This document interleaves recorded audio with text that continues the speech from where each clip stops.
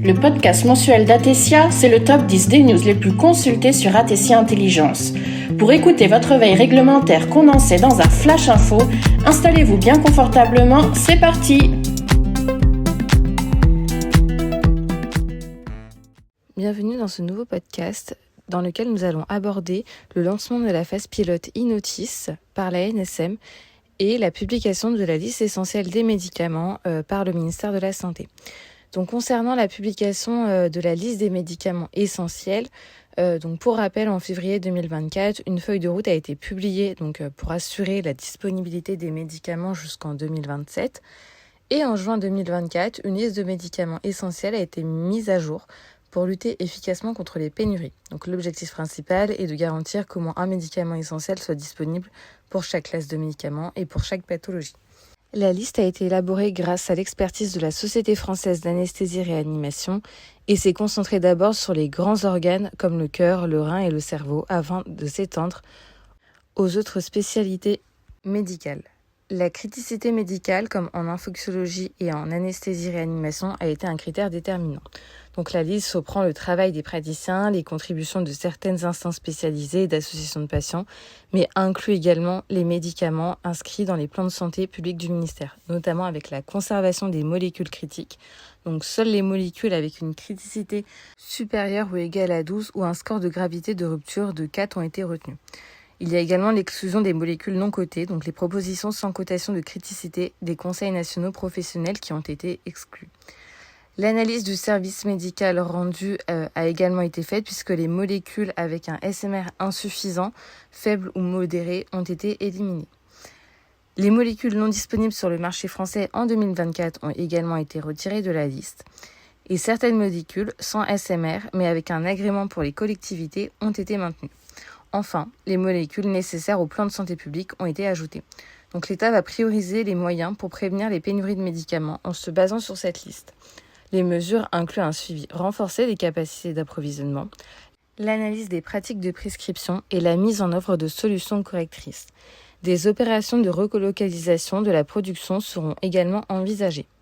Des solutions d'urgence comme la mise en place de production de secours seront développées dans le cadre du plan blanc pour répondre rapidement aux besoins en cas de pénurie critique. La mise à jour de la liste des médicaments essentiels et les mesures prévues par la feuille de route 2024-2027 représentent une étape cruciale pour garantir un accès constant et sécurisé aux traitements nécessaires. Ces efforts coordonnés par les autorités sanitaires et les professionnels de santé sont essentiels pour prévenir les pénuries de médicaments et assurer des soins de qualité pour tous. Après ce sujet essentiel, nous allons maintenant passer au lancement de la phase pilote de e-Notice par la NSM. Donc, il s'agit d'un appel à candidature lancé par la NSM pour les industriels souhaitant participer à la phase pilote de la dématérialisation des notices de médicaments. Donc, l'objectif principal de cette initiative est de garantir un accès constant aux dernières informations de sécurité pour les médicaments. En outre, elle vise à améliorer le bon usage des médicaments en ville grâce à des vidéos explicatives. Donc la phase pilote, elle se développera en plusieurs volets distincts, notamment en ville et à l'hôpital. Donc concernant la ville, les patients et les professionnels de santé pourront accéder aux notices dématérialisées en scannant un QR code sur les boîtes de médicaments avec leur smartphone. La notice papier sera toujours incluse dans les boîtes de médicaments pour le moment.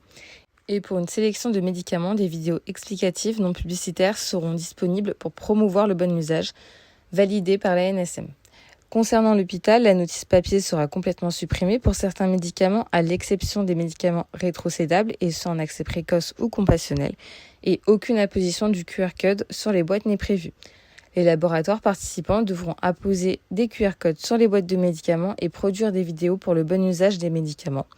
Et ces contenus seront accessibles via un onglet « Bon usage » sur la base de données publique des médicaments. Les laboratoires intéressés doivent répondre à l'appel à candidature avant le 30 septembre 2024. La liste des laboratoires retenus sera, elle, publiée fin novembre 2024. Une communication intensive accompagnera le lancement de cette phase pilote pour en expliquer les modalités et les enjeux. Donc, vous l'aurez bien compris, cette phase pilote représente une avancée majeure vers la modernisation et la digitalisation des informations sur les médicaments, avec un double bénéfice de sécurité et de praticité pour les patients et les professionnels de santé. Merci pour votre écoute. Ce Flash Info touche à sa fin, nous nous retrouvons le mois prochain. D'ici là, retrouvez toute l'actualité réglementaire sur le site d'Atesia Intelligence. À bientôt!